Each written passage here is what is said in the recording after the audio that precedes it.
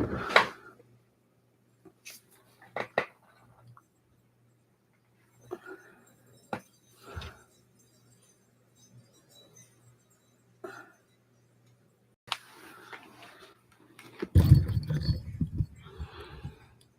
everyone, welcome to the live stream. We're just having a nappy quiet Sunday here. Got Saphira dreaming in the corner, panting hard. How's everyone doing out there? I see they got one person watching.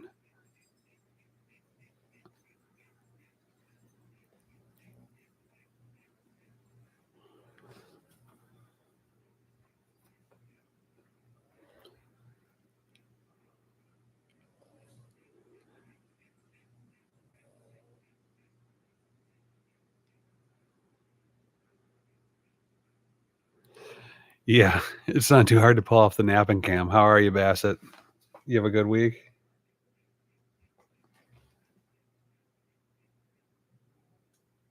I get that centered out.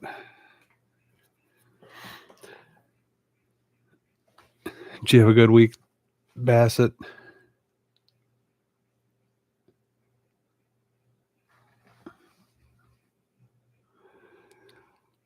Fantastic. We had a really good week here too. Cherokee, North Carolina. What happens in Cherokee, North Carolina? Anything good? Because I'm in North Carolina every now and then.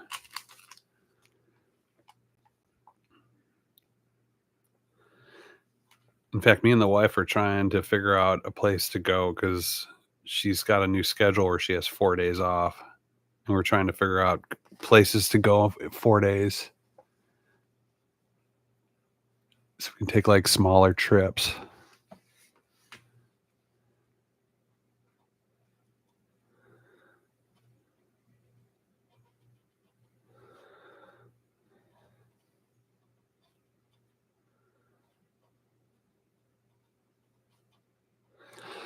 We were thinking about Atlanta for the first one. Maybe New Orleans. Or maybe even just somewhere in Louisiana or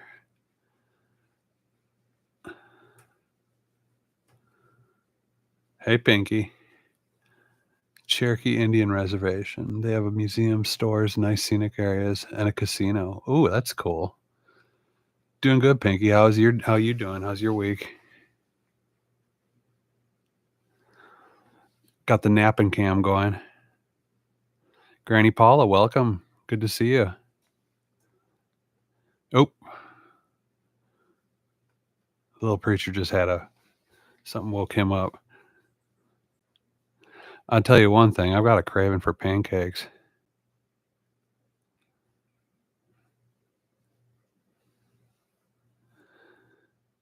I bet. Well, congratulations for having a day off.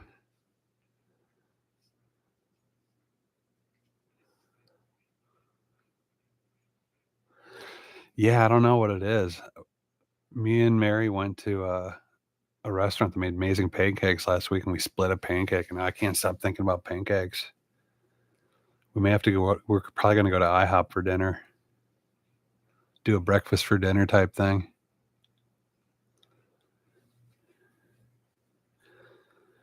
Yeah, Pinky, take a load off. You work too much. You work too hard, too, it seems like. How you doing, Granny?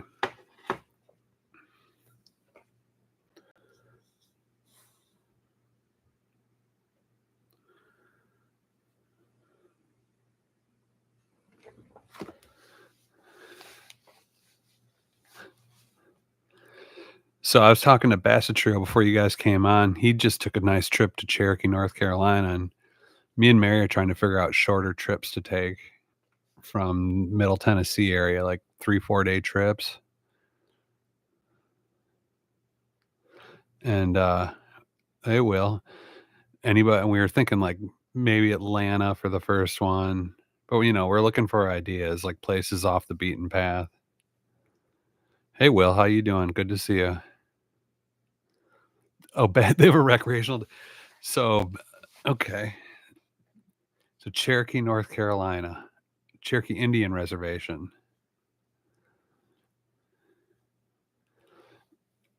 Yeah, Mary wants to travel a little more, and I'm kind of into it too.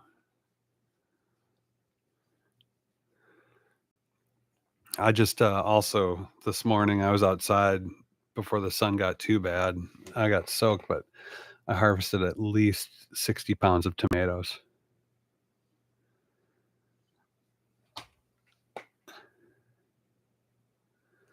Oh, you're getting the wildfire smoke down there?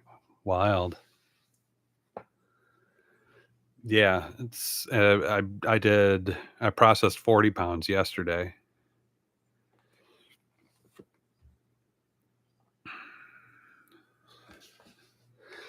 Um, I'm fermenting some of them to make fermented sauce. We're doing a lot of tomato sandwiches, and then I'm making just straight sauce with them, and I'm gonna be making tomato puree.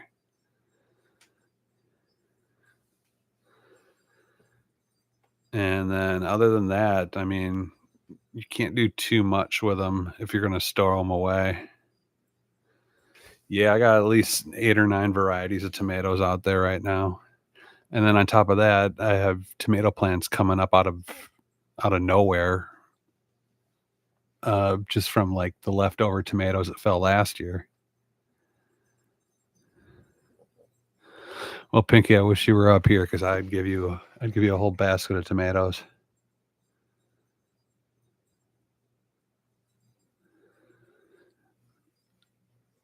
The classic we're doing here is just, tomato sandwiches with mayonnaise. It seems to be a nice hit.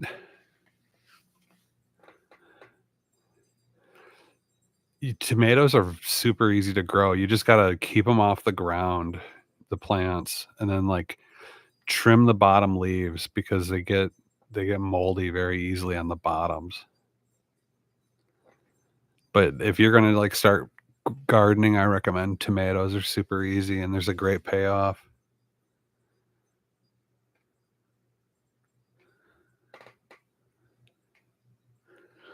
And, actually, I kinda like fermented tomato sauce too. It's really easy to do.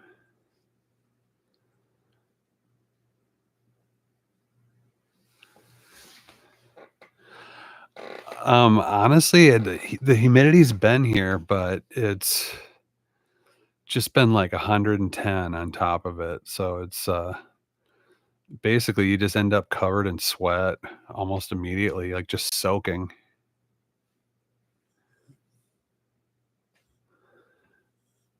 And, yeah, I mean, a lot of my plants are burning, to tell you the truth. Uh, they're doing okay. They're burning. I need to we've been getting pretty steady rain up until about a week ago. It reminds me I should probably go and water them tonight.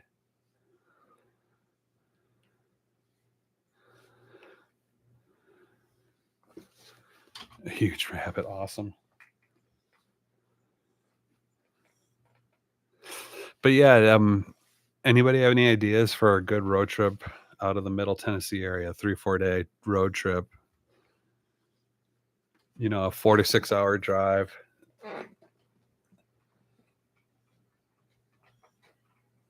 We kind of like the idea of going to Atlanta because they have a Chinatown and checking out the Chinatown. Hey Chang, how you doing? Welcome to the podcast.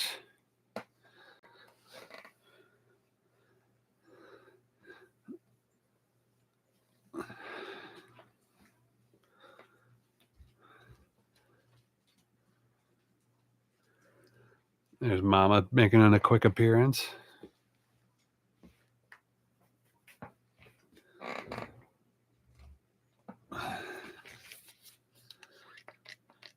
Do you have a Chinatown in Miami? Or you're not in Miami. Is there one in Miami? Do you know, Pinky?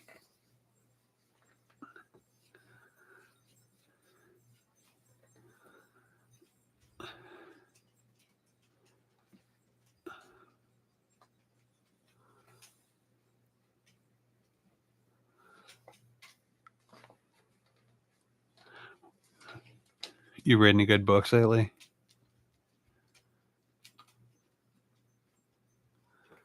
Oh, mama's gonna take her spot on the double cushion, I bet.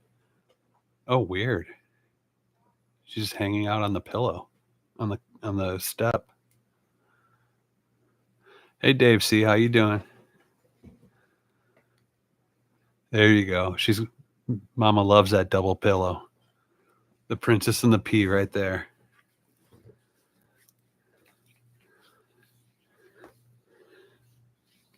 Yeah, we were thinking about even hopping on a plane and going to Vegas since Vegas is so dead right now, but it's supposed to be like 115 there throughout the month of August.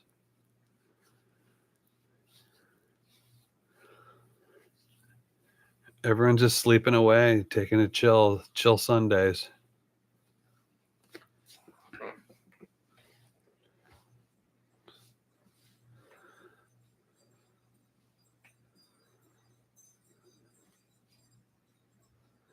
Well, here's the thing is, we weren't gonna go to the Vegas to be on the Strip. Vegas has a pretty big Chinatown, and, then there's also this channel called, Hungry Vegas, and they just do reviews of, like, places that locals go, and, like, there's a pretty cool town in Las Vegas other than, that strip of hotels, and, it's easy for us to understand because, um, we live in a town just like that in Nashville where it's like everyone wants to go downtown to the stupid strip and have just a big old vomit party and walk around pretending like they're cowboys when, we've got great areas all over. I wouldn't doubt it. The Chinatown strip in Vegas is 3 miles long. 3 miles. So we were thinking about going there, and then we were just kinda like, "Do we wanna go there when it's so hot?" And we were like, "No." So we were thinking, there's a small one in Atlanta, and,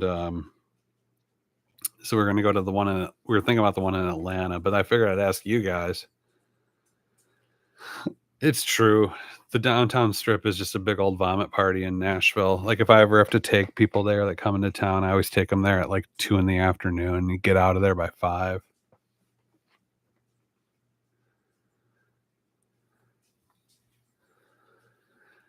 Yeah. Go to Vancouver, China, it's basically like being in China. I've heard that. I've heard that. Right now, we're on a 4-day limit, though, so, I heard Vancouver does have a great Chinatown. There's always the one in Chicago, but we've been there, and honestly, it's not as big as I thought it would be. Yeah, the Vancouver Chinatown's amazing. Avoid the one in London. Yeah, Vancouver's amazing, but boy, I've heard there's some rough scenes, with there's just a lot of addiction and homelessness there, and it's just right out in the open. So it's like you gotta be ready for some big city living if you go there. But other than that, I mean, you know, avoid London in general. Is that true? Avoid London in general?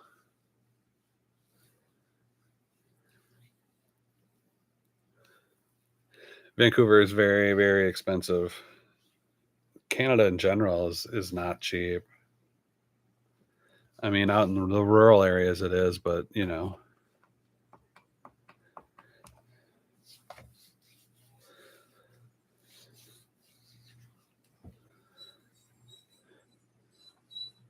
Uh-oh, mama's a little conflicted. What's wrong, mama?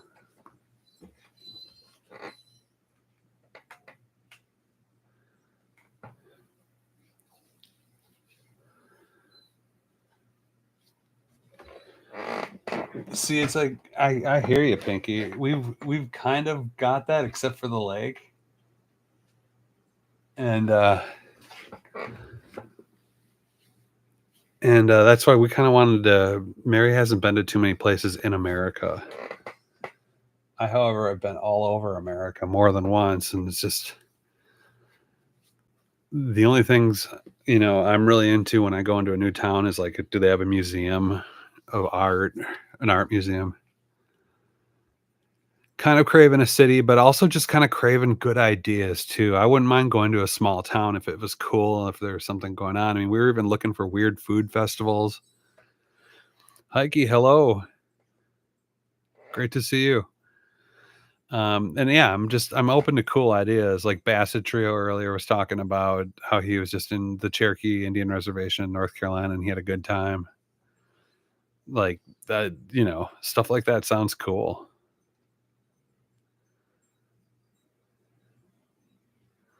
Flesh eating bacteria. Well, I mean, anything's possible. If you go swimming in any body of water, you should probably take a shower afterwards. Nancy, how are you? Good to see you.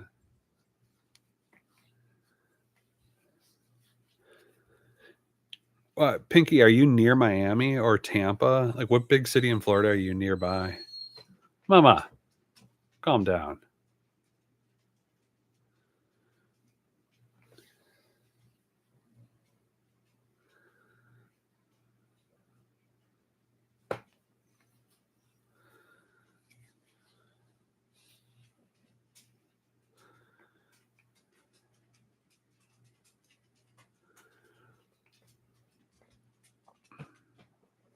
You near Miami? Okay, that's right. I thought so. See, I kind of want to go to Miami. To tell you the truth, I haven't been there in a few years. Mary wants to go to the Tampa to the Goya Art Museum, but and then I personally I kind of wanted to go to Houston just because I heard the food scene down there is insane.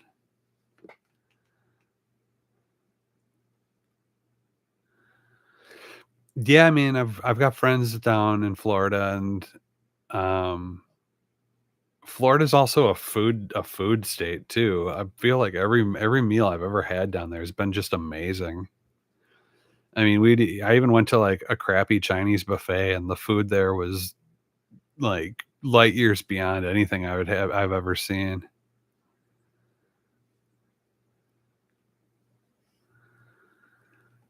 Yeah, and Houston's food scene is unreal. We just don't want to give any money to Texas right now, and I kind of agree.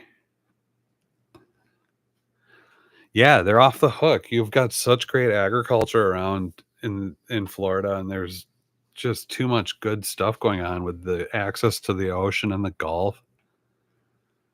Um, the food's just too good.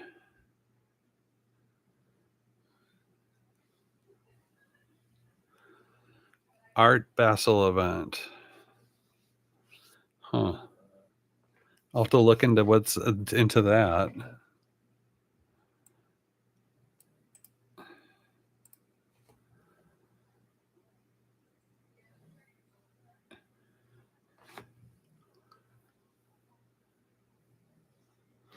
Oh, interesting. It's a premier international art fair. It shows in Basel, Miami Beach, Hong Kong, and Paris, showcasing modern contemporary art founded in 1970. It collects galleries, collectors, and artists through its exhibitions and online platforms. Each show is unique. Very cool.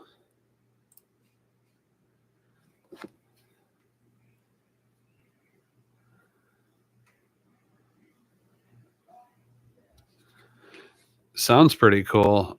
My buddy down in Miami, he goes by the name Rap Bastard. He always throws this big festival every year called what does he call it? Oh, it's the International Noise Conference. So it's like a film and music thing. It happens in Little Haiti. And I used to go and perform at that like years and years ago. And that was a lot of fun, but it was just a lot of outsider stuff.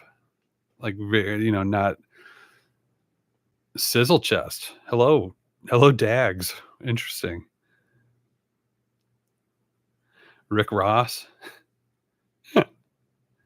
Which Rick Ross? The real Rick Ross or the rapper who pretends to be a Rick Ross?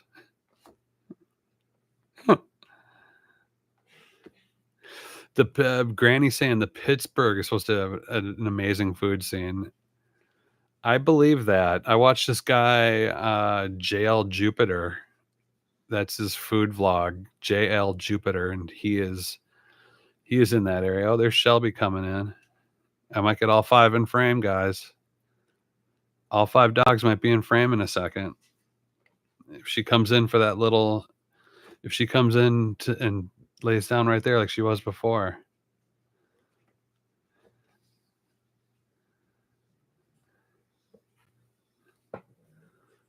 Do you all know the story of the real Rick Ross? Because the real Rick Ross is unreal. Freeway Rick Ross? You know about Freeway Rick Ross? Freeway Rick Ross ran all of the cocaine and crack through California in the 1990s, late 80s and 90s.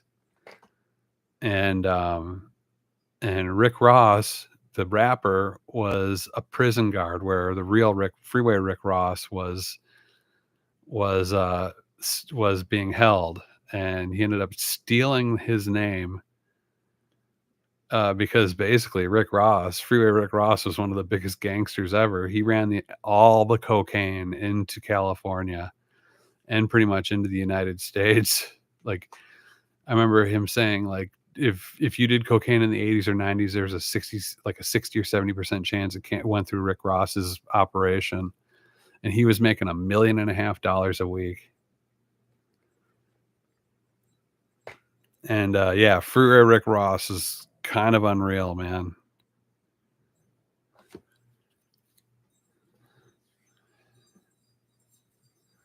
It's right, Dave. He had to sue for his name back. He'd sue him for his name back.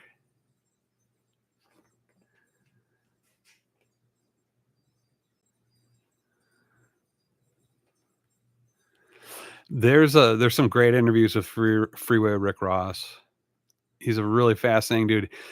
He ran that entire operation, never had to use a gun.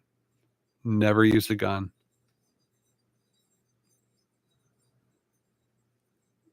Yeah, he would. Freeway Rick Ross, he should at least write some stuff. Look at these four sacks of potatoes here. This is life at the dog and cat happy old dog and cat farm, by the way.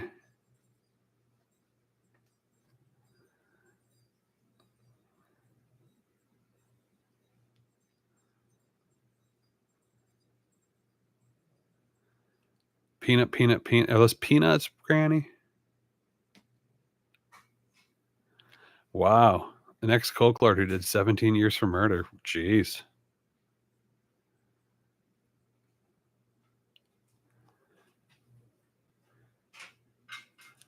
A Philly rapper named Freeway. But Granny was saying the Philly food scene, though.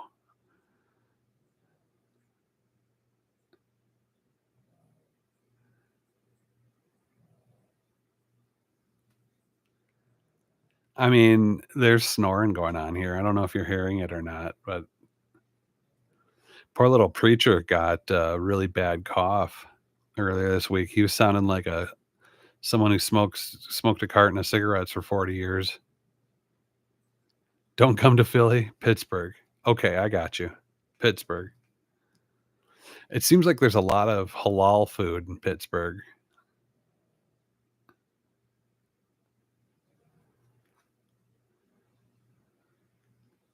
Always Sunny in Philadelphia. Amazing show. Preacher is better. We got him on some meds, and he's really calmed down. And yeah, we were worried that because a lot of times hacking like that can mean heart failure. The kind of hacking he was making. Emco, how you doing? Welcome to the show.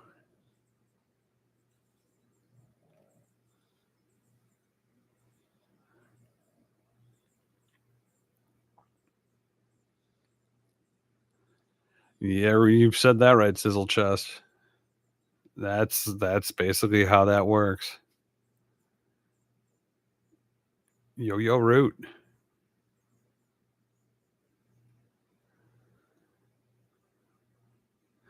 Uh, Little preacher.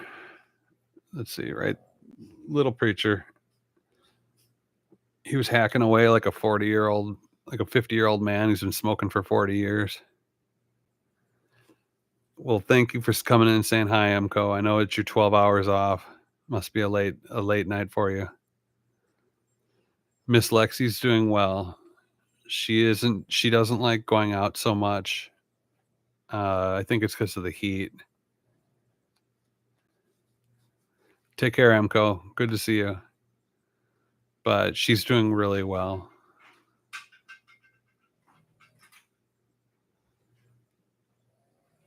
You too, Emco. Have a good night.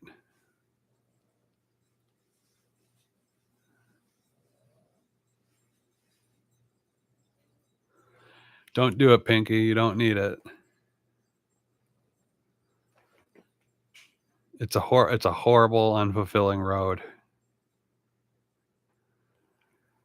Yeah, and I've been letting her. I There's some times though where she wants to go back in after 90 seconds, and I've been picking her up and taking her, and I don't want to push her too much. We're really thinking like, we're getting to the point with Lexi where, we're going to be surprised if she's still trucking along.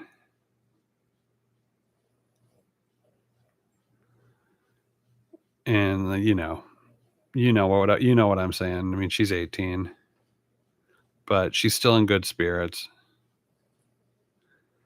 And yes, and I'll gladly escort her to her castle. And she does wanna get out, she just doesn't wanna get out for very long, and to be fair, I think it's just the humidity and the heat that's probably driving a lot of that. I mean, I don't blame her.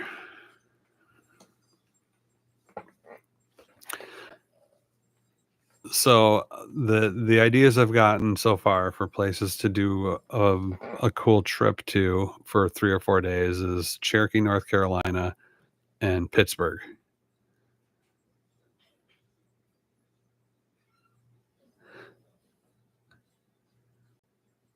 Yeah, it is too much.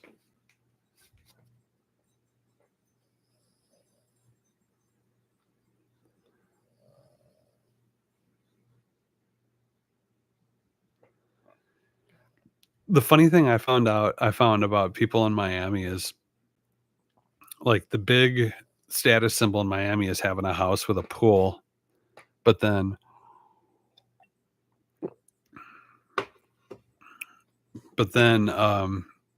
since it's Miami, the water evaporates so quickly, and it's super expensive to keep it full, so then everyone puts this glass, like, structure over the pool so that the water won't evaporate. Oh, here comes a cough.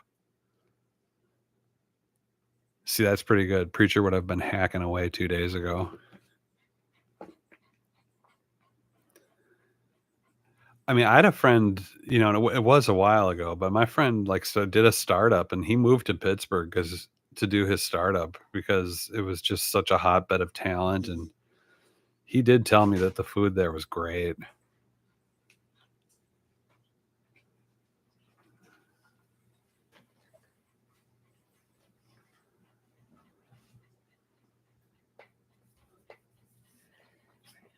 I'm getting in my classes over there.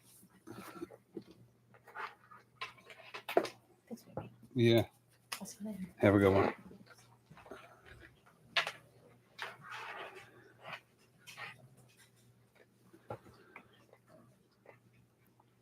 The mangoes fall in the pool and turn it green. Jeez.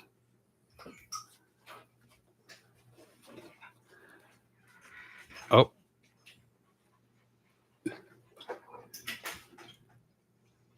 Saphira leaving the scene.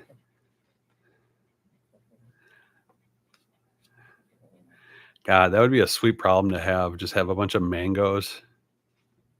Like, all of a sudden, you just got all these mangoes. I would make mango wine so quick.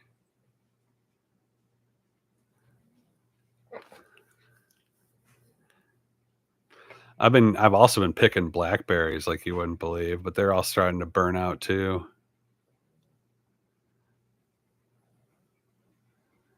Oh, wow, that sounds so good. You ever put tahine on your mangoes?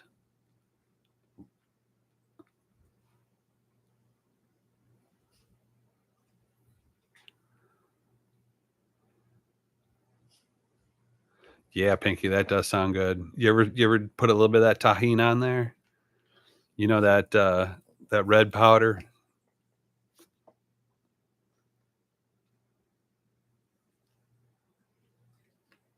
Yeah, tahine on a mango is amazing. Oh, that's right. You're talking about wine berries a couple weeks ago. I remember looking them up. I'd never heard of them. Yeah, like mango chicken, mango shrimp, mango rice. Those all are amazing. Gosh, what else can you do with mangoes? They're so sweet, so much sugar. I'm pretty lucky here. I think it's because the soil's a little bit acidic.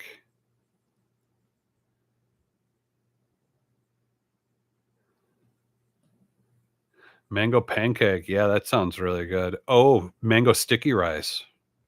That's freaking amazing. Mango lassi, yep. Mango chutney, yep. Wow, this just keeps going and going. Ever try pawpaw? I've had pawpaw, jelly before, and it was really good.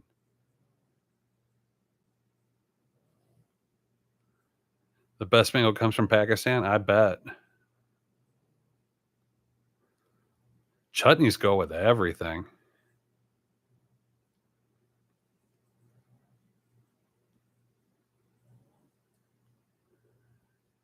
You have pawpaw trees? That's cool. Gosh, I didn't realize pawpaws were a tree. I gotta keep an eye. I got elderberries that are gonna be ready soon.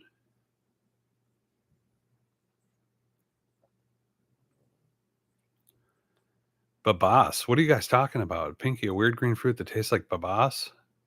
Bababas? You have pawpaw festivals? Wow. Oh, bananas. Okay. There's like this special kind of mango that my wife really loves too. I can never remember what kind it is.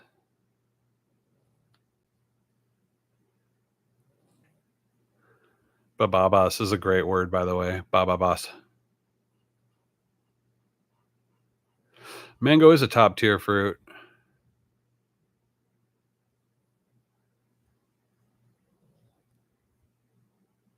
but it is sweet. Nanners.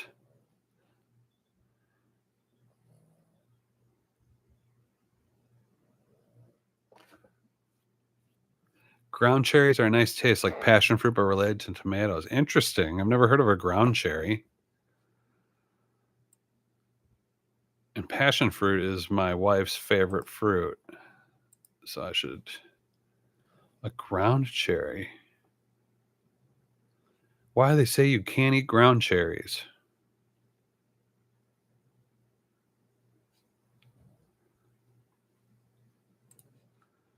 I'm going to share this over. That's a ground cherry. Oh, a gooseberry. Is a gooseberry the same thing as a ground cherry?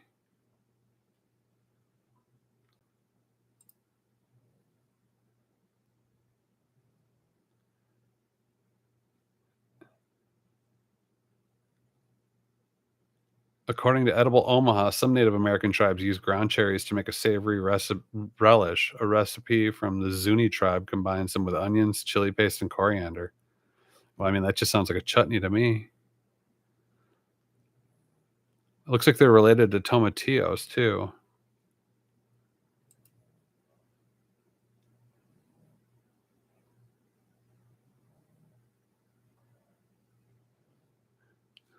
Well, here's something. I grew 2 plants hoping I might get a few handfuls or so. They grew like weeds, and I had so many that I left half for the birds.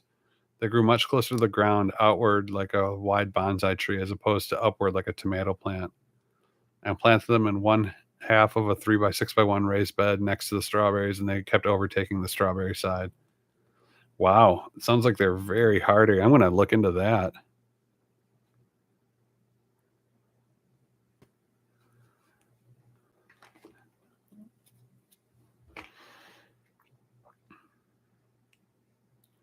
Black screen. Oh, geez. Here, I'll try to get it back again.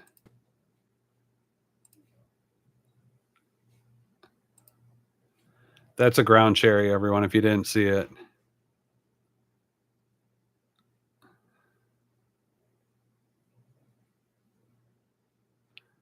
Can you guys see that? Apparently they grow really well. It looks kind of like a tomato or a tomatillo. Looks like it grows in a little husk. I picked a few tomatillos today too. I got about 50 or 60 of them last week. But yeah, this is a ground cherry. Little goldeny fruit.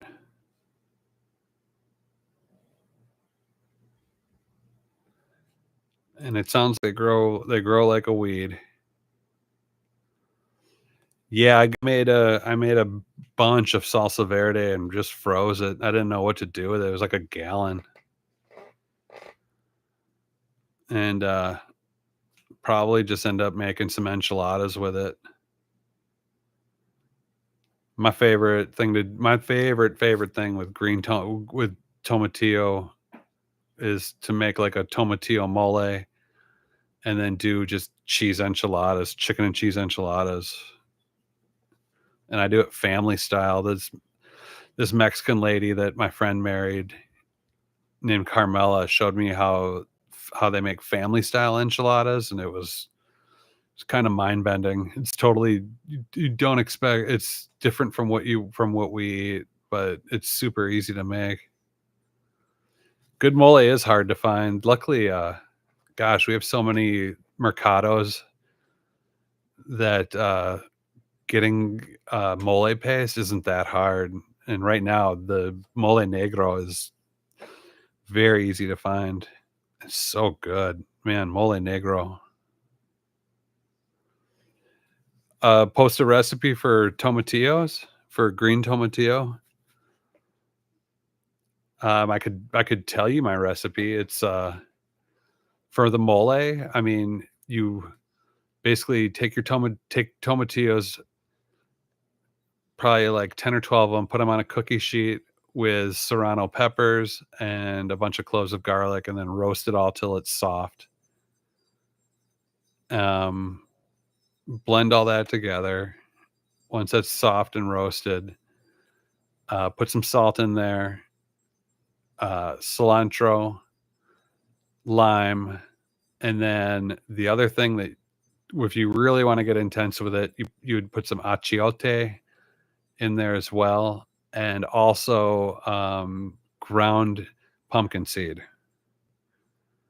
and that would be a real deal. And then if you really want to get into it, then you put that through a sieve, and you'll get a very intense green mole, and then cook it down by about half, and that flavor will just knock your pants off. However, if you do put the pumpkin seed in there, you have to keep stirring it, because if that sinks to the bottom and burns, it'll ruin the entire mole. Yeah, pumpkin seeds are a big part of a lot of Mexican food.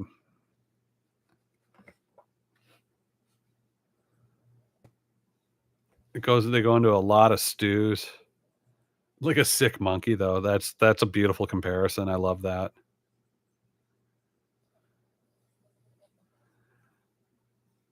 You got some chicken from the Asian mart that's perfectly spicy, sweet, and crunchy. Well, I'm jealous. Tell me more.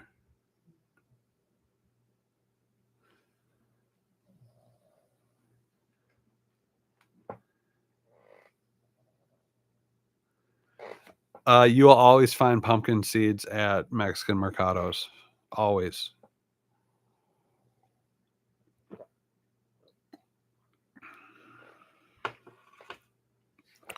Oh, if you find a place that makes mole at the store, then go for it.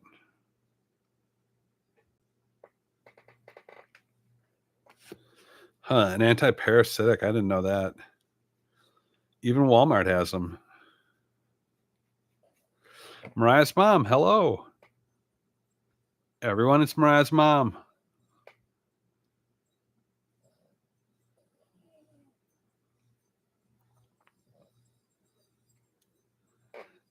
Pinky, you got to tell me you got Mercados around you.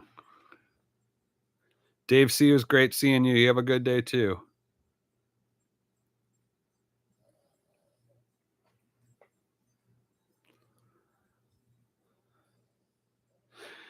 Greetings from Nashville. Hey, Mariah's mom, what's a good place to visit that's within 4 to 6 hours from Nashville? I'm trying to figure out good places to visit for like short fun vacations, like a 3-4 day vacation.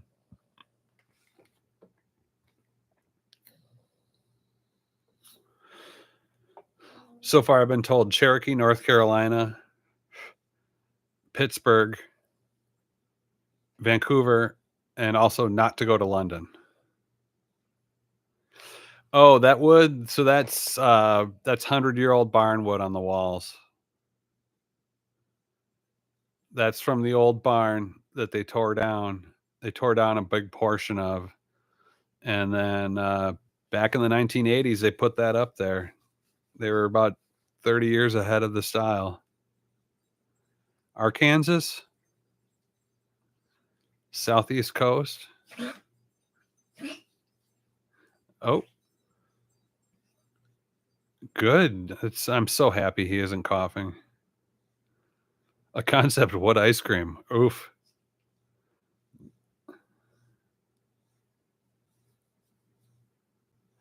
Defiance, Ohio, and visit Friends of Felines Cat Rescue.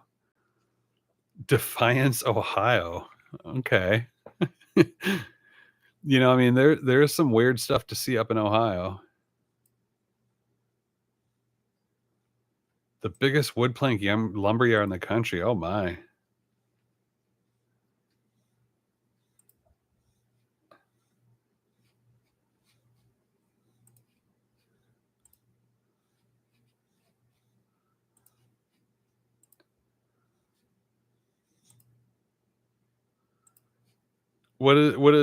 Is Friends of Feline, other than nonprofit cage free no kill feline care facility located in Defiance, Ohio? Well, they seem like they do some great work.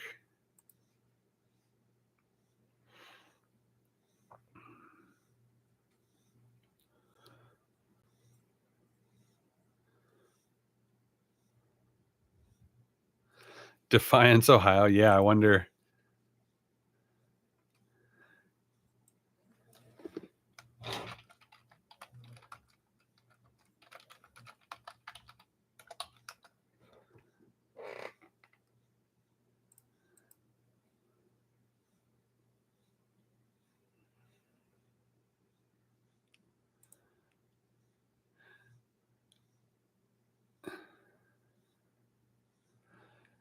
The city contains the site of Fort Defiance, built by General Mad Anthony Wayne in August 1794 during the Northwest Indian War.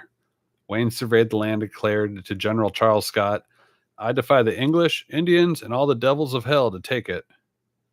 Using the fort as a base of operations, Wayne ordered his troops to destroy Native American crops and villages within a radius of 50 miles around the fort. Today, a pair of cannons outside the city library of the Maumee River overlook the confluence and mark the location of Fort Defiance, along with the mounded outline of the fort walls. The city was named after Fort Defiance. Okay, so there's the horrible history of Fort Defiance.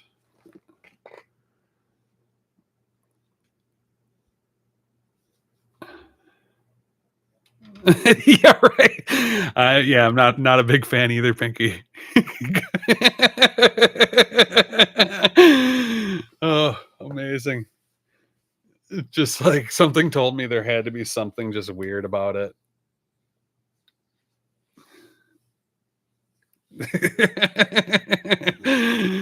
Oh, it's funny. Well, at least there's a cat rescue there now.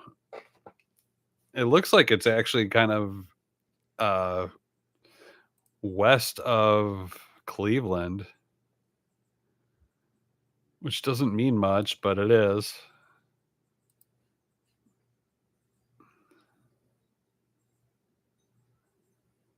Fort Ticonderoga. Yeah, there's I remember Ticonderoga from their pencils growing up in my parents' store. We used to sell Ticonderoga pencils. They were apparently some really good pencil. Where is Fort Ticonderoga? Oh, up in Vermont. Okay.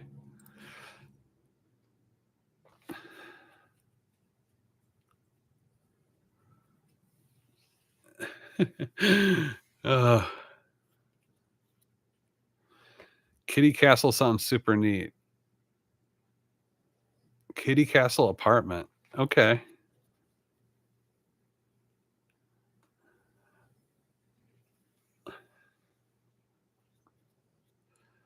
Wow, Mariah's mom's got a full house. 5 total now. Wow. Well, keep doing the great work. Yep, Sizzle Chest mentions Intercourse, Pennsylvania, of course.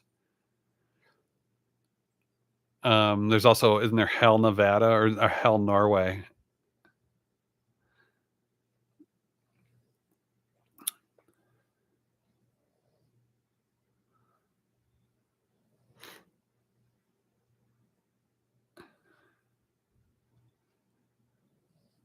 Big Lick, Utah. Oof. And just being in Utah alone makes that really weird. Utah is a insanely beautiful state to drive through. There's so much beautiful stuff going on there. And then when you get to Salt Lake City, you just it's kind of weird. Um it's kind of like arriving in a Canadian city. Like everything's a little too clean and it just looks a little too picturesque.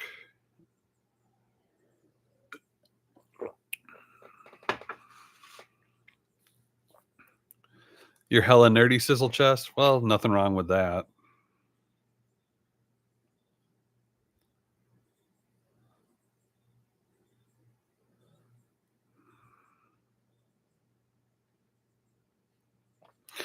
Let's see, weird city names.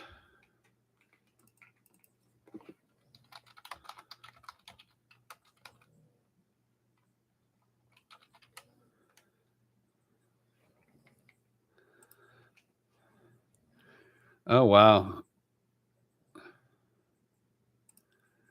Well, there's Accident, Maryland, Boring, Oregon, Santa Claus, Indiana, Truth or Consequences, New Mexico, Intercourse, PA, Why Not, North Carolina, Chicken, Alaska, like the animal, Rough and Ready, California, and Ding Dong, Texas.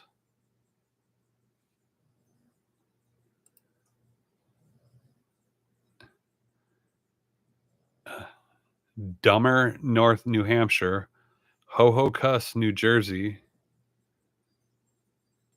uh, Zizix, ZZYZX, California. Wow. Burnt Corn, Alabama, Normal, Alabama, Screamer, Alabama.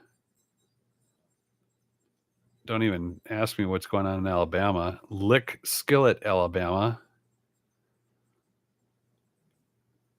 Pillow, Pennsylvania. Wiener, Arkansas. Hygiene, Colorado. Monkey's Eyebrow, Kentucky. PD, North Carolina. PEE, DEE. Slick Lizard, Alabama. A lot of these are coming up Alabama. Yum Yum, Tennessee. Slick Poo, Idaho.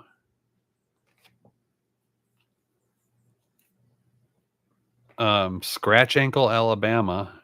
Five Forks, Alabama. That's not weird. Five Forks? Why is that weird? Huh.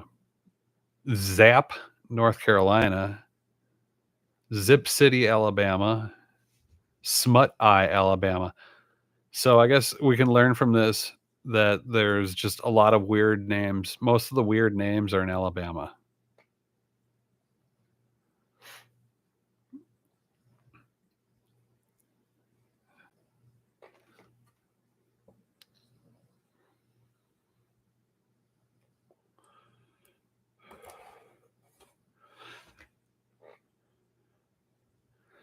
Yep. Blah blah blammer.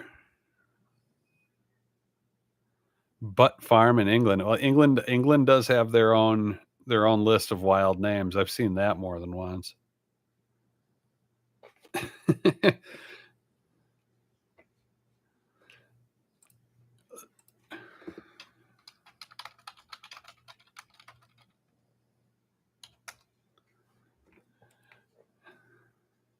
Oh god, there's that one in Wales. It's like 19 freaking words. Or I'm sorry, 19, or it's literally like 29 letters. Here, I'll put it in the translator and see if I can get it to say it. This is the name of a town in Wales. Oh. Oh wait. Do it again here. This is the name of a town in Wales.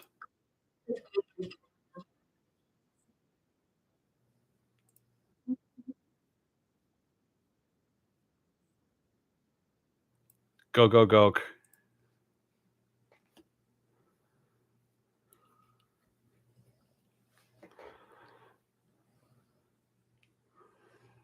I keep watching Rate My Takeaway. That guy in Britain that just goes around and eats a lot of takeaway food, and I got to admit, I'm kind of jealous of the fish and chip scene in Britain and in the UK. It looks delicious. We don't get fish and chips like that around here. Oh, I think Mama's going back up to the double pillow. Yep. Look at that queen taking her throne.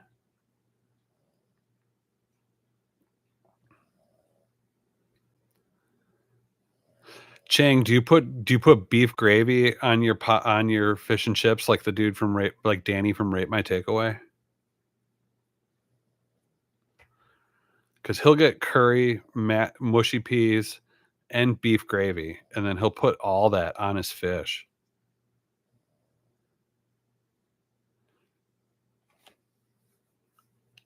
What do you do the curry and the mushy pea?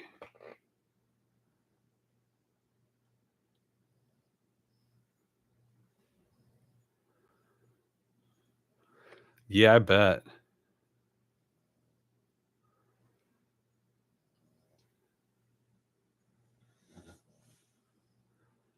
No mushy peas for you? I've had the ones I've had before here at least. I don't know, they're pretty good. But ducks love peas. Okay. I love ducks. I love French chefs and ducks and what they can do to duck because it's magic. She is the princess in the pea up there. She was up there before Mariah's mom, and then she came down to the bed part. It's just you don't like the mushy peas? That's cool, man. Duck eggs are good too. Yeah, have you ever seen Rate My Takeaway? That channel Rate My Takeaway with Danny? Danny from Rate My Takeaway. I just see him like he's constantly reviewing fish and chip places all over the UK, and He's always ordering that beef gravy, and they seem to have it always have it at the fish place too. So I'm wondering, like, what is up? Why do they have all that beef gravy then?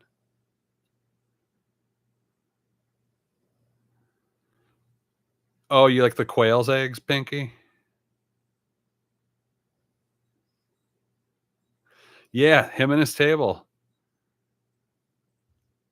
Why do the chippies, all have gravy at them?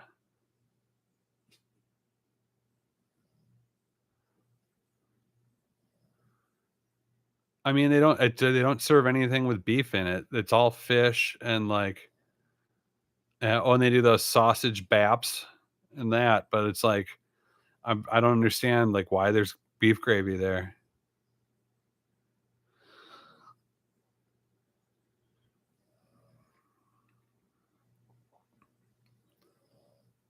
Okay, but there are people that normally do order it with beef gravy. In Yorkshire, they drink a glass of gravy? Oof.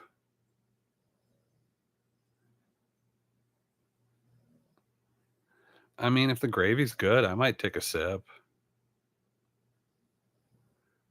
There was this, growing up, there was this, German bar that had this intense, like, uh, beer tap station thing. It looked like it was, like, 60 or 70 years old, and it had a steam vent coming out of it, and they used to their Bloody Marys, they would take a little bit of beef bouillon and then put it over this little steam vent coming out of the bar tap, and it would steam the beef bouillon, and then they would put that into the Bloody Mary, and it was one of the best Bloody Marys I've ever had. Northern folks like that gravy? That makes sense.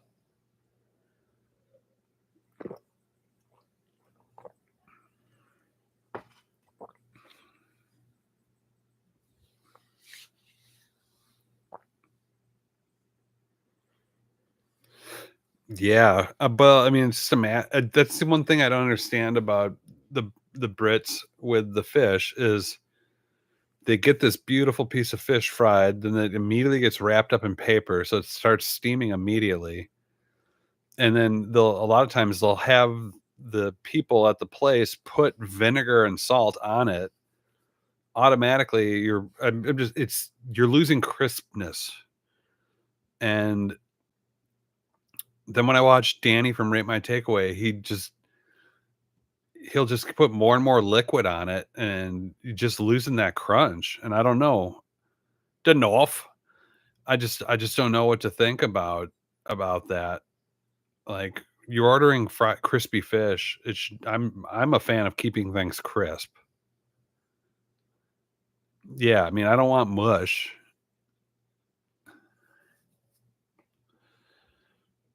Chaotic evil.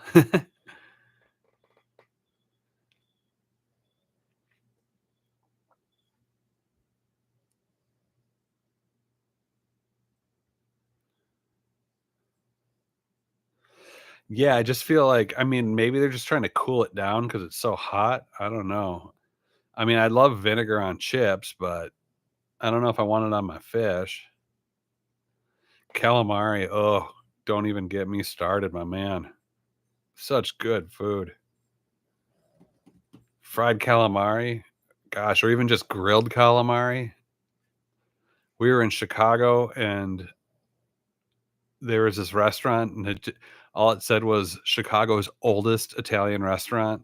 That was the sign on the front of it, and we went in there, and their special of the night was grilled calamari, and we ordered that up and split it, and it was freaking amazing.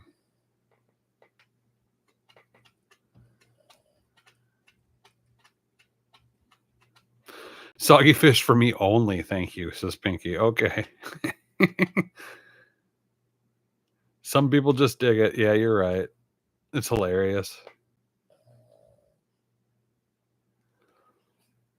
Wow. Stuffed squid with shrimp stuffing. Wow.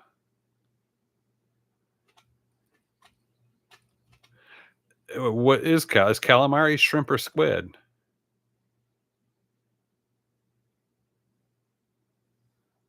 I think calamari is squid, right?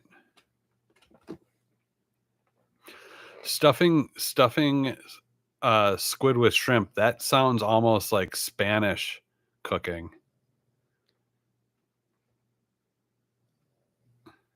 Calamari is cuttlefish.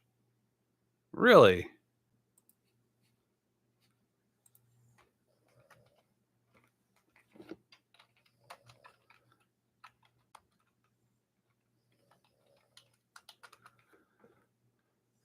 It says here calamari is a type of squid, and the word calamari is Italian for squid.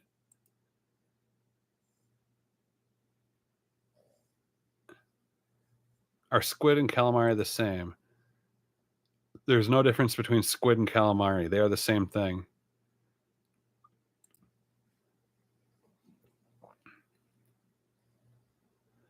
Okay, then what's the difference between squid and octopus? Squid and octopus are both cephalopods, have distinct differences in body shape, number of appendages, and hunting strategies. Squid have stream-like torpedo-like body with a pen, which is called the internal shell, 8 arms and 2 long tentacles.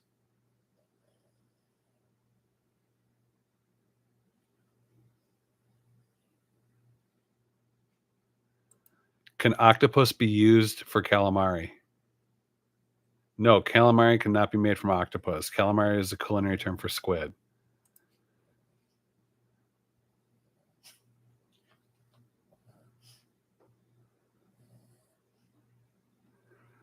I have a feeling that they're both delicious. Oh, got Bernie up.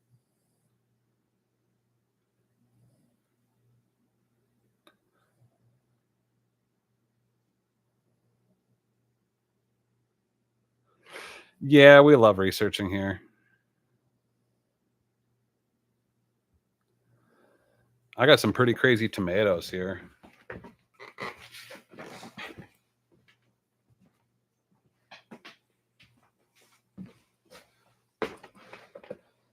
I have to keep this up in the air or else Bernie starts eating the tomatoes.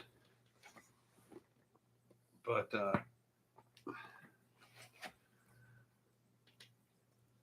here's some heirloom.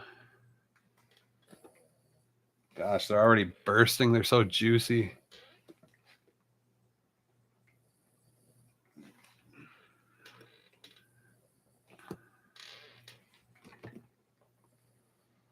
I don't have any of my orange. I've been getting orange tomatoes too. Yeah, these guys, these big beefsteak ones, you gotta pull them off earlier. They'll get so freaking juicy, they'll start splitting and start rotting on the vine.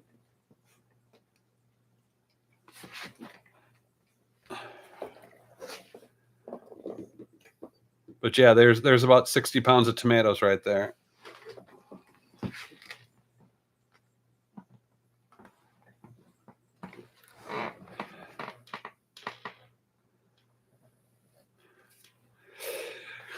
Yeah, it's a lot of tomato sandwiches and a lot of sauce.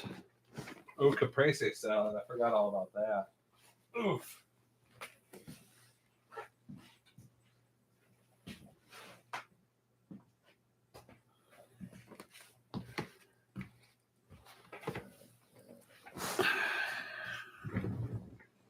Cherokee purples are great. I've had some great Cherokee purples.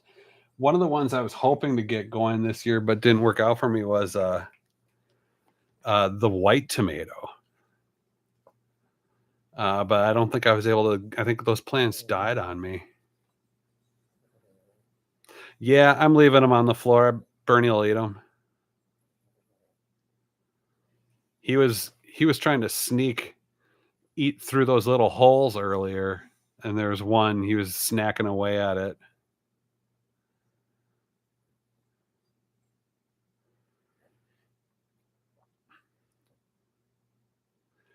Favorite food? Huh. I feel like that changes for me almost daily. But I'd say in general, Probably pizza. Oh, here we go. Bernie's gonna eat the tomato.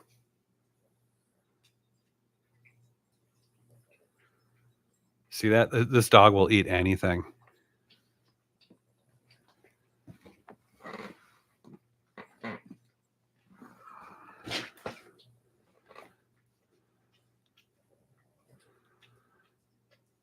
Gosh, noodles. Oh my gosh. I like Szechuan and Dan Dan noodles. Korean jjajangmyeon noodles, fermented black bean paste. Um, Gosh, and I think another one for me right now is karaage fried chicken. A lot of just fried chicken in general.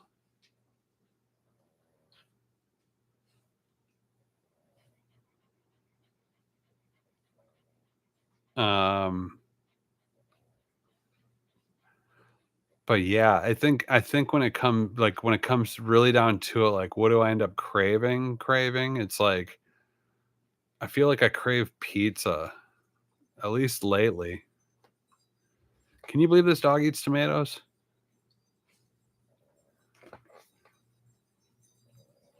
Look at that. He's licking the floor.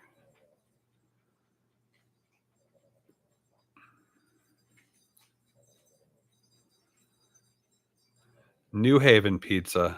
Oh, that New Haven, Connecticut pizza? What is the deal with New Haven pizza? I forgot about that. Oh, sorry about that. A mole is that a mole problem you meant to write?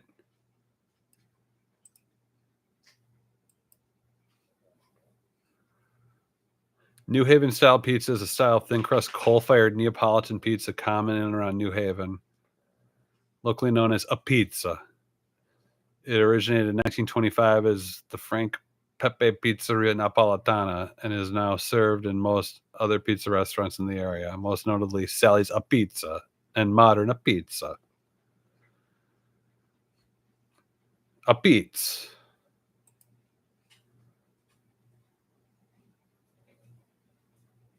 It looks good.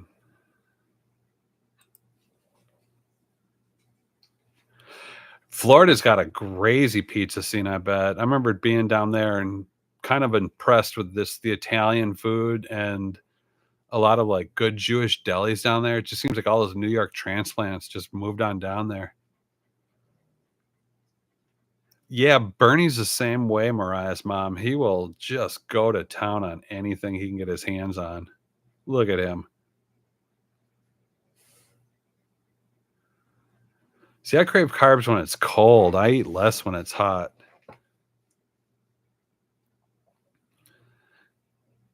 Oh, wow, there's an ant running across the floor. I yeah, I draw the line though for Bernie at onions and garlic, but those, that or anything that's supposed to not be good.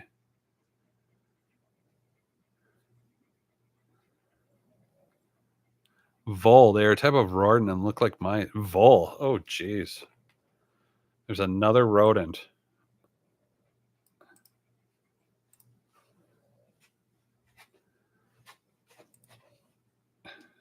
Okay, get ready for this, everyone.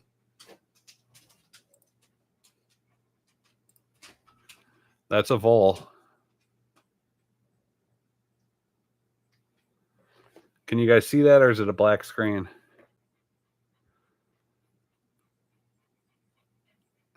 That's what's eating Mariah's mom's maters. Barrel deli pickles. Yeah. Okay, cool. You see it. It's a cute little thing. Kind of looks like a guinea pig.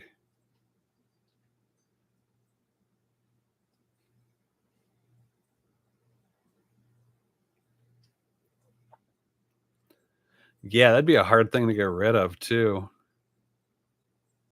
My big problem with the tomatoes are those tomato worms that they're the exact same color of the tomato leaf, and then they'll just latch on. Yeah, really, you need a how do you get rid of voles? To effectively get rid of voles, focus on habitation, modification, repellents, and trapping.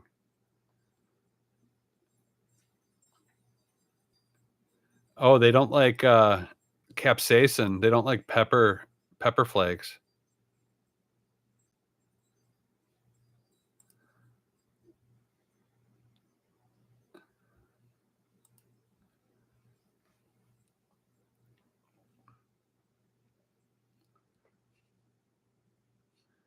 Yeah, it sounds like you just need to trap them.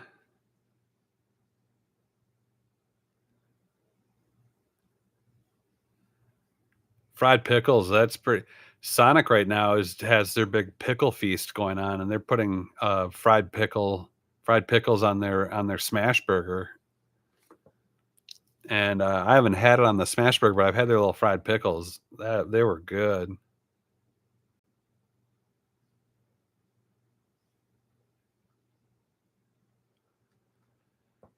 Tapioca flour. Oh, fry them in tapioca flour. Interesting.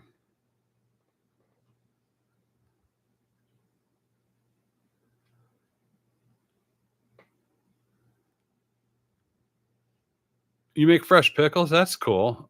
I like to pickle red onions.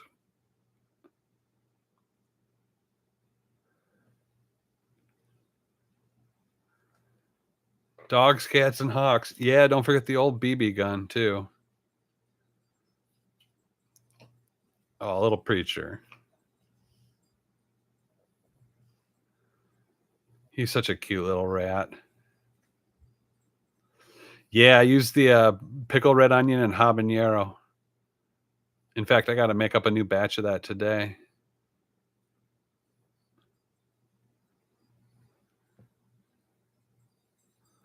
I wish we had foxes here. We got armadillo here though. Those are interesting to see running around every now and then. Yeah, fried pickles is kind of a southern thing at this point. I feel like I see it on almost every menu I go to. If it's like if they're trying to just make like Southern American food.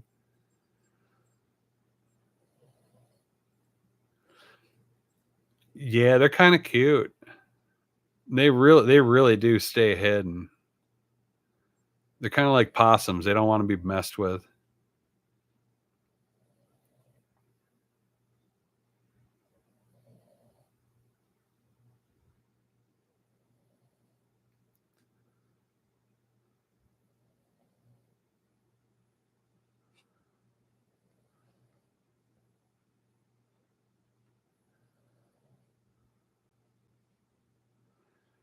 Buffalo Wild Wings. Oh man. Now you're gonna get me thinking about fried chicken. But I am gonna go get some pancakes later because I got a pancake itch. So I'm gonna go to International House of Pancakes for dinner. I'm not eating anything all day for it. My doctor won't like me like knowing that I'm doing that.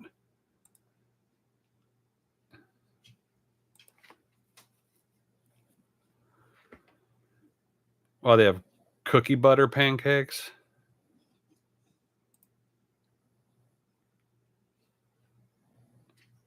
Cookie butter pancakes. Banana Foster's pancakes. French toast. Who cares? Oh, where was I reading? I think like it was like Denny's or IHOP introduced French toast to America in the 50s. I always thought that was a weird one. Yeah, the fried chicken garnished with a Bloody Mary was like the world's largest Bloody Mary. That was up near where my parents used to live, that bar, and that's in Milwaukee. And they had like sliders and everything. Gosh, what was that bar in Mequon? Huge Bloody Mary. Sobelman's. It's Sobelman's. And yeah, they when you go in there and you try to order it, they try to talk you out of it. And this they always Milwaukee's best Bloody Mary. And yeah, it's like a pitcher, and it comes with like bacon wrap weenies. There's some sliders on it. I don't think you could see them there.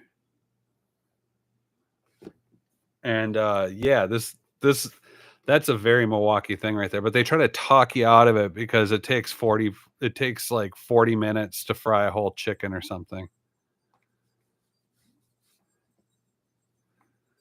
And yeah, so like they try to talk you down to like the second biggest one that doesn't have the fried chicken. And yeah, I went in there with like 5 or 6 people and we got it. And it was a fun experience. I think it was probably at the time it was like $40, around 40-ish bucks. And yeah, Sobelman's also just had great food too. There was a good place to eat. Yeah, well, they just wanna tell you, like, "Hey, it's like, if you wanna drink now, you're gonna be waiting 40 minutes for a fried chicken to get finished." They're just trying to be realistic because I think they've had enough issues with people, like, sitting there for 40 minutes waiting for their drinks, and then they get mad, and that was all, they're just like, "Hey, guys," it doesn't just, like, come together like a Bloody Mary. I know you're teasing. I'm just saying it was interesting though that they do try to talk you out of it, and it's funny. And Milwaukee is a giant drunk town, so I'm sure there is people coming in there and all belligerent, expecting their freaky Bloody Mary immediately.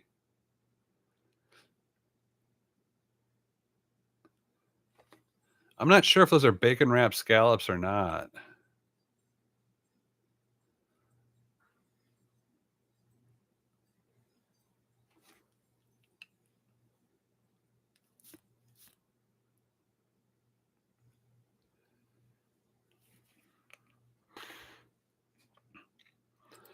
What's even weirder is there's a drink. Shout out to your Wisconsin friends. Well, shout out back to you. Um, there's a drink there called a Milwaukee Mary, and it's kind of a weird 2 for 1 drink. Like, it's a happy hour drink, and a Milwaukee Mary is literally just a Bloody Mary mix with an old Milwaukee, and that just mixed together with ice. And, that's when you got problems. That's when you should probably talk to someone about how much you drink.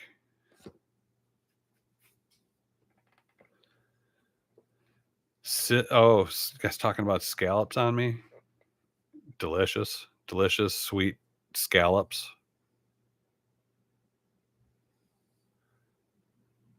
Can you say that again, Patrick? Say what?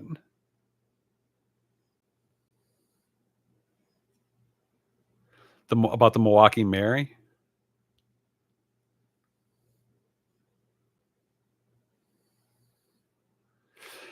In Milwaukee, yeah, there's a lot of drinking going on there. There's so many bars, and it's just a town that just surrounded by bars.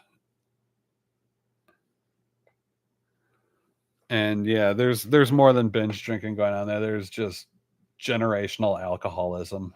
It's it's it's kind of eye-opening, especially like when you just start to like there's whole areas of town where you can just walk like 50 feet to the next bar and just and you just keep doing that all night long. And I moved back there for about 6 months before I moved down south. And I would run into people from my past, like people I went to school with and stuff like that. And a lot of them were literally living at bars. And it would be the type of thing where it'd be like, yeah, 4 or 5 times a week. if you come into this bar, I'll be sitting in this chair at this stool. You know, like they'll actually have their own stool and stuff like that. And um, you know, like they're cashing their paycheck at the bar. They just live to drink and then drink to live. Um, kind of one of the reasons why I got out of there. I mean, honestly, Norm on Cheers is probably a lesser version of that because I mean I just know for a fact, like I was running into people whose lives were were just completely messed up, and you know, and on top of that too, there's also like people that have enough money, like lawyers and stuff. There are people that literally like in Milwaukee that just s- are just the second they're off work, they're drinking and like they're just going out to dinner, going out to eat 4 or 5 times a week and just getting hammered and then just driving home and then just waking up and doing it again and like just rinse and repeat for 40 or 50 years. And I know so many people like that that just nonstop drinking and like just, you know, this is what life's like. Um and you know, everyone there's so many people that are just like insanely obese there and a lot of it is because of the drinking. Alcohol is the cause and solution to most of life's problems. 100% correct. I like uh I like having margaritas every now and then. Um maybe a beer here and there, but yeah, I don't know, you know. You just partying was fun, but I just feel like I was just trying to find my voice. Like if I was always drinking, I was always trying to like I would say the stuff that I meant that I would say when I didn't have the courage to do it when I was sober. Chang, take it easy, man. Fun learning new facts. Well, thanks for offering up some of your facts of your own, Chang.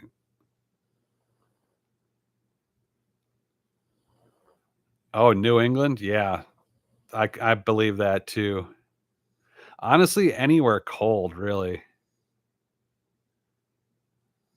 Anywhere really cold. I'm not surprised that alcoholism runs rampant because there is this point where if you drink enough, like, and for me, it's like 5 or 6 beers.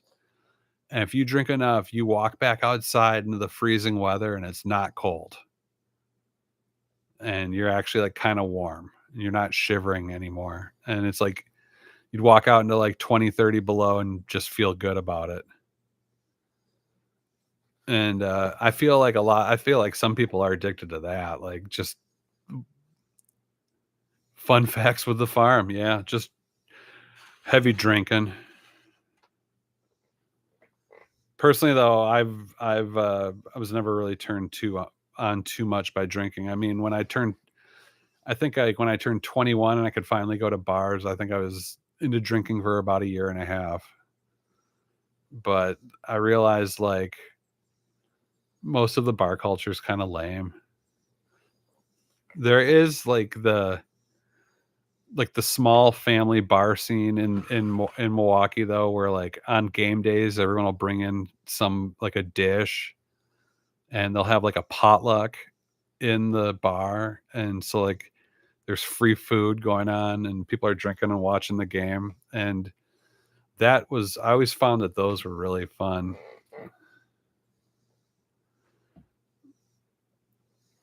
But yeah, other than that, I mean, when you look at the calories and then when you look at how much alcohol costs when you go out, it's just not worth it that much. Oh, the princess is coming off of her mattress.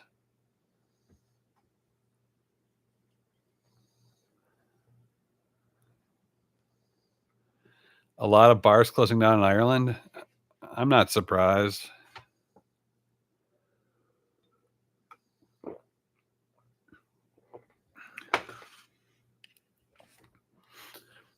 I'll look it up.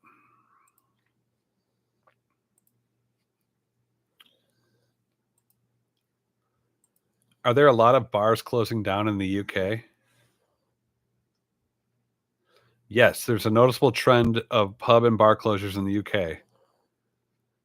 Industry figures indicate a significant number of closures, with some areas experiencing substantial drops in the number of nighttime businesses. For example, the east of England has nearly 1,000 nighttime businesses closed in the past 5 years. Rising costs are contributing, changing consumer habits, economic factors, COVID-19, and competition. Uh, they're blaming supermarkets being able to sell alcohol as being a lot of the problems, and then the work from home trend.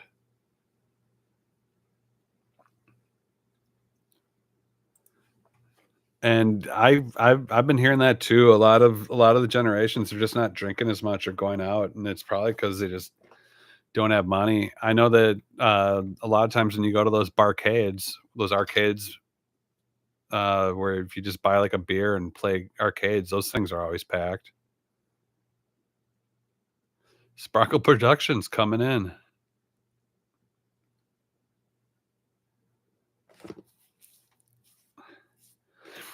Honestly, they're not clubbing, Granny. And the last time I went to a quote unquote club, you know what else they're not doing? They're not dancing. No one dances anymore. Everyone just kind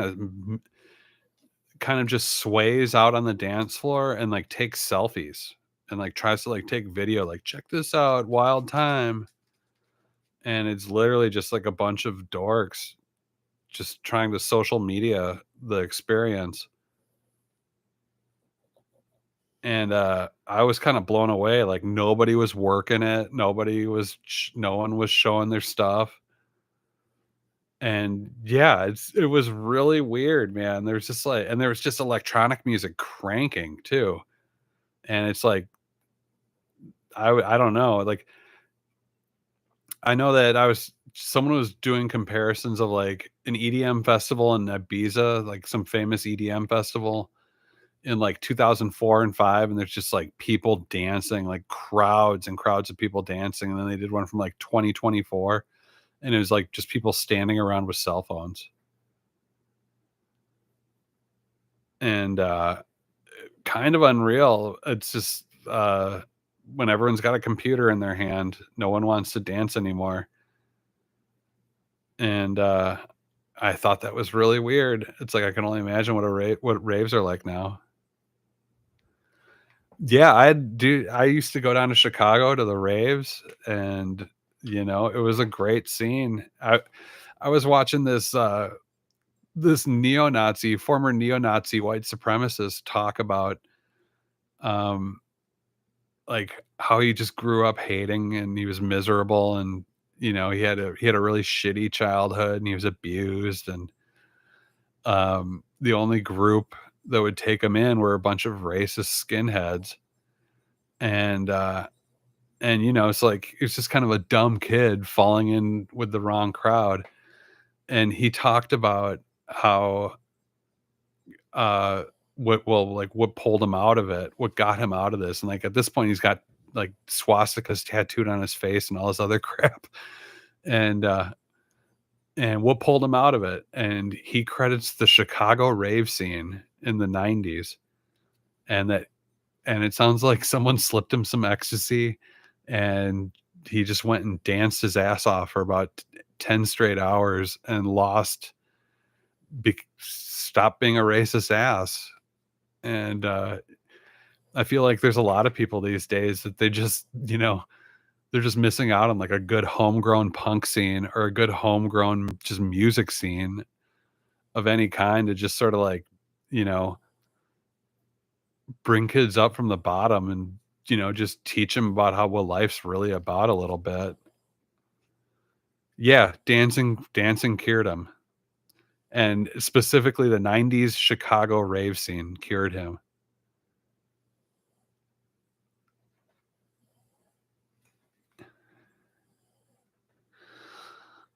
Yeah, I saw him too. That was a little ant.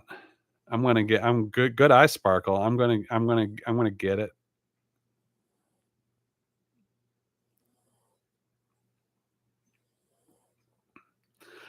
Yep, the dancing made him feel freedom. He had a connection with everyone there and realized we're all the same. You know, just like your basic psychedelic experience, like, oh, we're all connected, like that type of thing. And then on top of that, yeah, he probably sweated his ass off, and then and that's what cured this racist neo-Nazi. And yeah, it's funny too because I was reading. I forgot who it was. This prominent African American writer who basically just says like racists are people with failed characters, people with personality flaws, and that they could never get over um, basic things that most people do get over. And it's the result and embarrassment and the feelings of inadequacy of being a failed character, of having a person with a failed character that makes them racist. And I remember reading that, and I'm like, maybe it was Langston Hughes that wrote that. I'm not sure. Don't quote me on that. But the people that I know in my life, and I am in the South, and I'm not going to shy away from it. The racist people that I know in my life, they all are failed characters. They all have some major personality flaw that's just horrifying and obvious. Whether it was they grew up in a freaking hole in the earth, or if they were just, not uh don't have any perspective at all on reality, or they've never even just been around enough minorities to realize like, hey, these people aren't a threat to you. It's always just been apparent. Like you can always set your watch to the fact that a racist is going to be somebody that's just got some major personality flaw.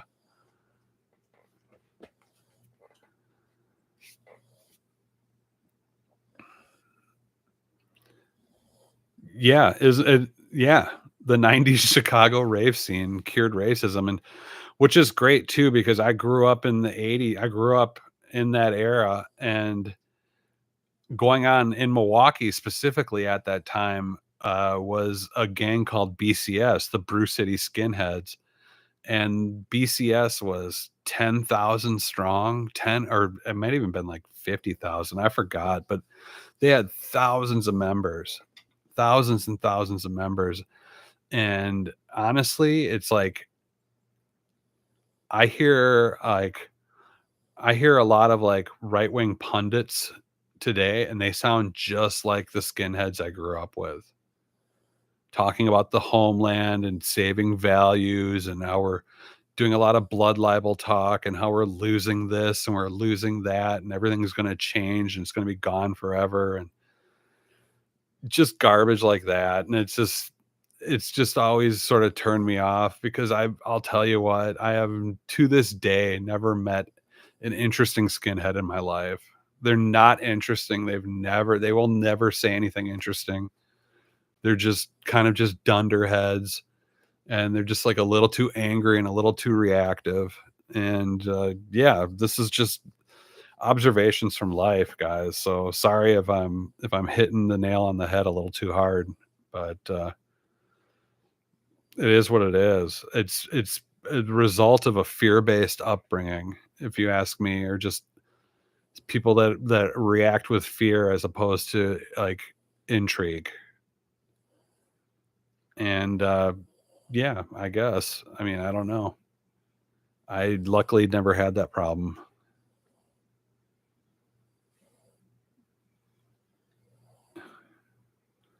Well, I can see that I've lost about half the audience with my little rant on race. So, sorry about all that. Um, Either way, the happy old dog and cat farm appreciates all of you guys. And there's Mama getting ready. It's like I wish I only had the problems of her. Wondering, should I go for the firm feel or should I go for the soft feel? But I really appreciate you guys, and I appreciate you watching. I do know that my subscribership has gone down drastically, and if you guys got any ideas to make the channel more fun, I'm always willing to hear. Thanks, Sparkle. She is. She is. I love her. Mama's a perfect dog. She really is. And yeah, I'm trying to not to change things too much because it seems like enough people do love it. But if you guys got any ideas, I'm always willing to hear. Yeah, drastically down. And I don't know if it's just the time of year or whatever, but I was getting about 300 to 400 a month, and now it's down to about 100. And yeah, I appreciate you, Miraz mom. I appreciate everyone, all the regulars. You guys are great. Um, but I guess it's just my reaction to that, watching that bottom out, is that I'm not doing something right. Pinky, I love you too. You're great. Thanks so much. Miraz mom, I'm about to shut it down too. Thanks for hanging out.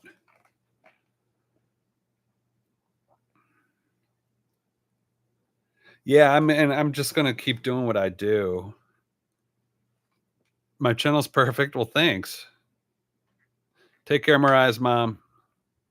Good luck with those voles. Yeah, they are weird. And honestly, it's like, I guess my question is like a lot of people that like the channel like my shorts, and it's like, am I doing something wrong with the shorts? Bye, Heike.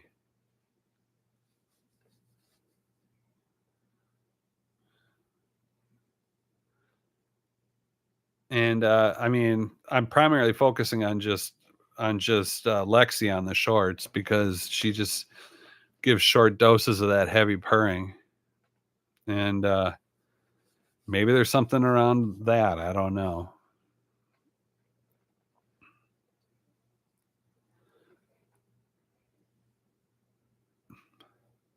But I'm gonna keep doing what I do, and I appreciate you guys. And I'll try to do these. I didn't do one last week because I got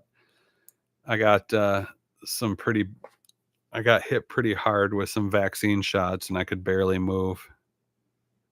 Host a farm trivia night. Are you messing with me? I mean, sure, I could do a farm trivia night. You're just messing with me. Okay. Why are so many pubs closing in England?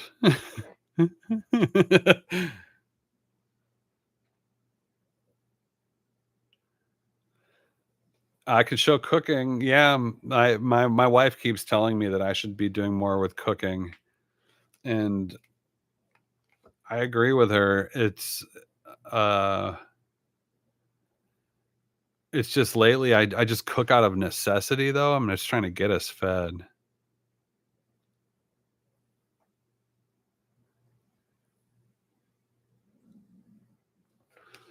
Maybe stuff I do around the farm. Okay. Okay.